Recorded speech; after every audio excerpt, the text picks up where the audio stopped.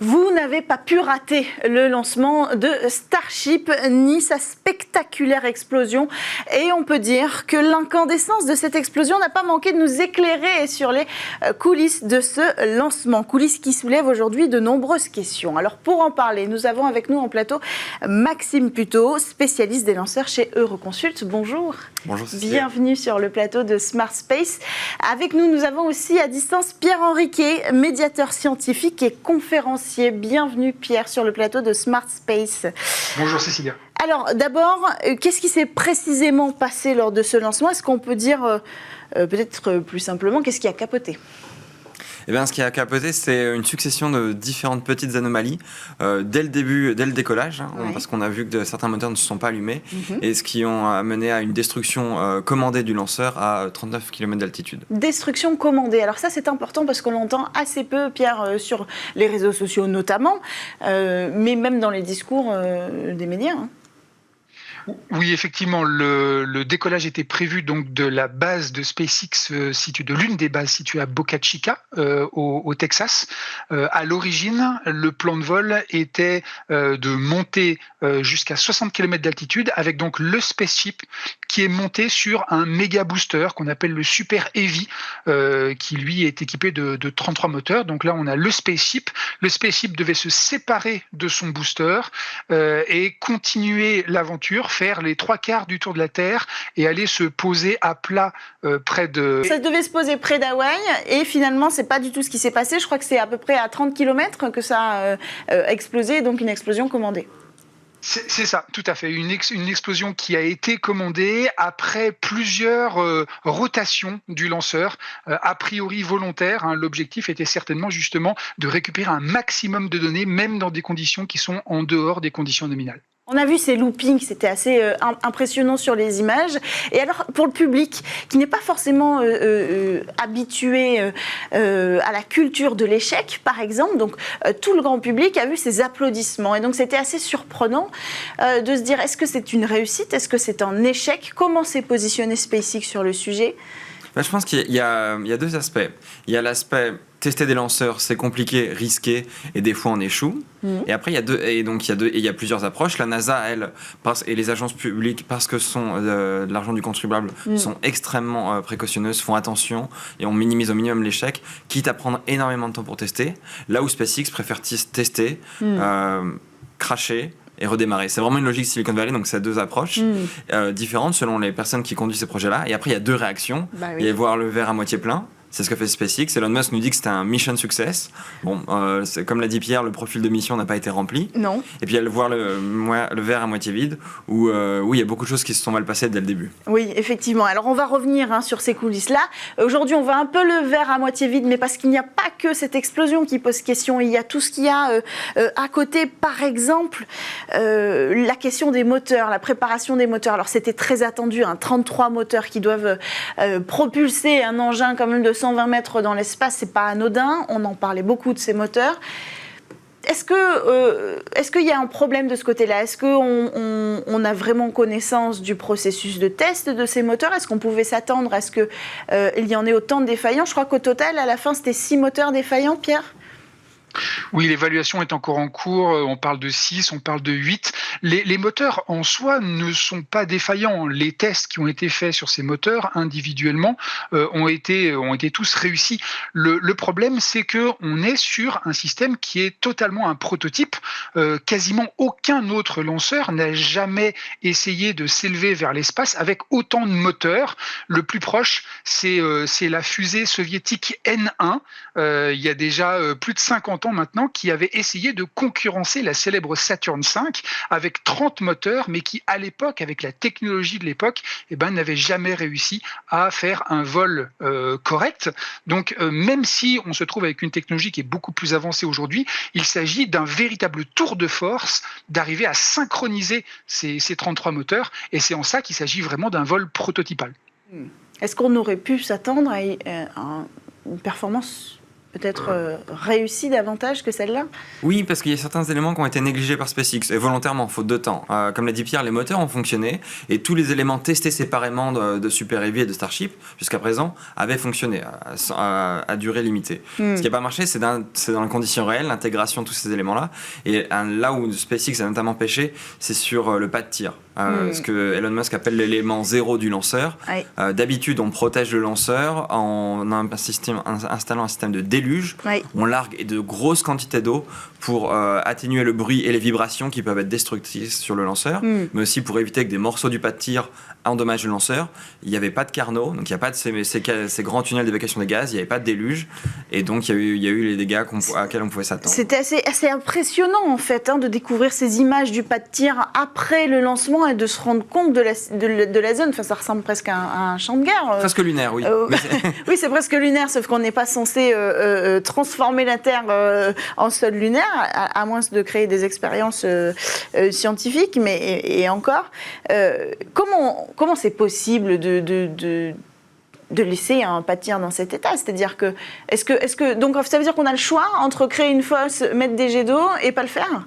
Je pense que la physique s'applique à tout le monde, et même si Elon Musk tord la réalité autour de lui, vis-à-vis des investisseurs, vis-à-vis de ses fans, la physique s'applique à tout le monde, et encore plus pour cette catégorie de lanceurs. Et à mon avis, la vraie leçon tirée de ces lancements, c'est les négligences autour de l'impact environnemental du lanceur. On n'a jamais lancé un lanceur aussi gros, et forcément, il fait des dégâts, et les dégâts ont été sous-estimés. Oui, parce que Boca Chica, c'est entouré d'une zone protégée, Pierre. Oui, tout à fait. La base de Boca Chica se trouve à quelques centaines de mètres seulement de réserve écologique, avec une biodiversité particulière, avec des espèces qui sont protégées, certaines qui sont en danger. Alors pourquoi est-ce qu'on est allé poser une base spatiale expérimentale là-bas? Alors il y a des raisons techniques d'abord, parce que justement cette base est juste à côté de l'océan qui se trouve à l'est. Et ça, c'est très important pour pouvoir lancer les fusées correctement, dans le bon sens. Il y a aussi un sous-sol qui est très riche en méthane, et les moteurs, justement, utilisent un mélange de méthane et d'oxygène. Donc, l'idée, c'était aussi d'aller pouvoir le récupérer sur place. Mais il y a aussi des raisons politiques et économiques, puisque, justement, au Texas, il y a de gros avantages fiscaux, avec des exonérations d'impôts au niveau des entreprises, et puis des subventions de plusieurs millions qui ont été accordées à SpaceX. Et face à ça, effectivement, il est vrai que la question écologique est une question qui parfois peut être un peu auxiliaire, ce qui est pour le coup très problématique. Mais on pensait que c'était réglementé, une question pareille. En fait, le vrai problème, c'est qu'à la base, Boca Chica ne devait pas héberger le Starship. Historiquement, SpaceX a choisi Boca Chica parce qu'à Cap Canaveral, il y a quelques années, il y avait un maximum de lancements qu'on pouvait faire, qui était une trentaine, et qui du coup allait bloquer les développements de SpaceX. Donc SpaceX s'est mis à chercher un deuxième site de lancement pour Falcon 9 et Falcon Heavy. Et puis, le Cap Canaveral a été capable d'offrir beaucoup plus d'opportunités de lancement, et Starship, on s'est rendu compte que c'était un projet largement expérimental et qu'il valait mieux le tester très très loin des pas de tir opérationnels existants, puisque à Cap Canaveral, les pas de tir sont en général distants de 3 km en moyenne. Donc on peut dire que ce genre un échec à Cap Canaveral aurait pu avoir des conséquences désastreuses. Donc c'est pour ça que Boca Chica était bien pratique et était un peu le bac à sable d'Elon Musk. Il fallait s'éloigner un petit peu des regards aussi oppressants. Quand on doit lancer une fusée, on doit avoir l'accord de la FAA. La FAA n'a pas eu son mot à dire sur les infrastructures du pas de tir? La FAA a complètement eu son mot à dire sur les infrastructures. Et pour reprendre ce que tu disais sur les regards et l'observation, Starship, c'est le lanceur en développement qui est le plus observé par des observateurs, par des youtubeurs, des blogueurs qui sont en permanence à surveiller ce que fait SpaceX et à essayer de deviner ce que va faire SpaceX dans les semaines qui viennent. La FAA a été complètement impliquée là-dessus. La FAA avait donné son autorisation pour lancer Falcon 9 et Falcon Heavy. Quand SpaceX a annoncé qu'ils voulaient lancer Starship depuis Boca Chica, la FAA leur a demandé de faire une petite mise à jour de leur autorisation de lancement. Et dans les dernières semaines, le dernier jalon qui manquait à SpaceX, c'était l'autorisation de la FAA. Donc la FAA était complètement impliquée dans le processus. Elle a également consulté l'agence de l'environnement. Le vrai souci, c'est que vraisemblablement, les règles n'ont pas été complètement appliquées ou elles ont été interprétées de manière relativement souple. C'est quand même une interprétation assez surprenante quand on parle de lancer une fusée pareille, quand on parle d'une entreprise pareille sous tous les regards de la Terre entière. Enfin, Il y a une raison pour laquelle les sites de lancement, comme l'a évoqué Pierre, sont distants, enfin ils sont à des endroits spécifiques en raison de l'orbite qu'on veut atteindre, mais aussi de la distance et de la sécurité. Boca Chica, c'est vraiment très très proche de la frontière mexicaine, très très proche de la ville de Port Isabel, qui à 10 km a reçu des retombées, des poussières de béton liées au décollage. Donc... Oui, parce qu'on cherche encore les débris, par exemple, Pierre. Oui, ces débris, en fait, on les a vus, même sur les vidéos officielles. Ces débris, ils ont été éparpillés sur des distances très très importantes. On a justement cette dalle de béton qui a été pulvérisée. Ces débris qui se sont étendus sur 156 hectares avec des grosses dalles de béton qui ont été projetées à plus d'1 kilomètre dans l'océan. Effectivement, Port Isabel, qui est à 10 km, a encore été recouvert de poussière. Donc l'évaluation des dégâts qui ont été causés est encore actuellement en cours, mais il est certain que les choses sont allées beaucoup, beaucoup plus loin que ce qui avait été officiellement déclaré. Et c'est effectivement ça le problème entre les déclarations officielles et puis la réalité du terrain. Là, on a vraiment une grande différence. Est-ce qu'on peut s'attendre à des conséquences ? D'abord, peut-être financières par rapport à cette explosion contrôlée, peut-être politique. On va en parler juste après, mais ça engage aussi la pérennité du programme Artemis, la réussite de ce vol.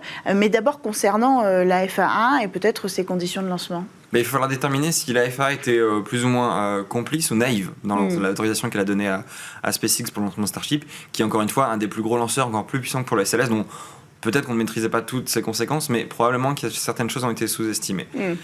Il va y avoir une enquête de la FAA. Le système américain est fait de manière à ce que c'est en fait SpaceX qui est en train d'enquêter sur ses propres défaillances et qui va devoir notifier à la FAA ce qui s'est mal passé par rapport à l'autorisation. On est un peu dans un système similaire à Boeing et l'obligation et l'auto-certification du Boeing 737 MAX. Et on peut se poser aussi les questions des limites de ce système-là. La FAA, c'est le gouvernement américain.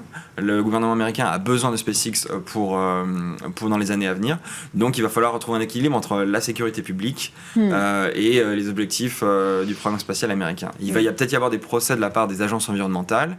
Comme l'a dit Pierre, les communautés, la communauté sur place et compte tenu des emplois et jusqu'à présent soutient SpaceX, mais il n'est pas impossible qu'il y ait quelques procès contre SpaceX. Pierre, on parle d'Artemis là, puisque ce lanceur, il doit à un moment donné, en tout cas Starship, doit transporter des hommes sur la Lune pour la mission Artemis 3, qui sera donc la troisième étape du programme Artemis de retour sur la Lune des hommes et des femmes. C'est quoi les conséquences pour la suite du programme ? Normalement, la date officielle, c'est 2025 pour le retour des hommes sur la Lune. Est-ce que déjà, compte tenu de ce qui s'est passé la semaine dernière, on peut oublier cette date ? Disons que c'est une projection optimiste des choses, effectivement. 2025, c'est ce qui avait été prévu. Effectivement, Starship, pour l'instant, c'est le seul engin qui est prévu pour atterrir sur la Lune. Mais évidemment, c'est l'engin qui est prévu à condition qu'il soit prêt. Et force est de constater que avec cet échec, avec aussi le temps qu'il va falloir pour faire des corrections et comme on vient de le dire, effectivement, avoir de nouveau la certification, l'autorisation de faire les prochains tests, il est certain que du retard va être pris. Et ça, c'est effectivement un problème à la fois pour SpaceX, mais aussi pour la NASA. Fin 2022, la NASA avait publié justement un appel à proposition pour un deuxième atterrisseur lunaire qui ne soit pas SpaceX. Mais le temps passe et la question est de savoir effectivement à quelle année, à quel moment est-ce qu'on pourra retourner sur la Lune. Maxime, En fait, Artemis 3, c'est le profil de mission le plus compliqué pour Starship.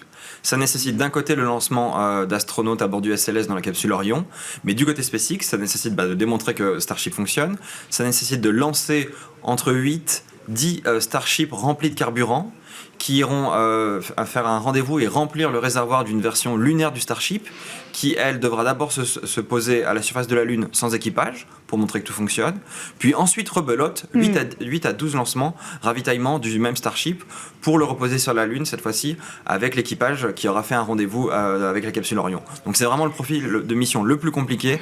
Il est clair qu'il y a certaines briques technologiques, notamment le transfert de carburant cryogénique, qui n'ont même pas encore été démontrées. Donc 2025 n'est plus du tout sur le calendrier.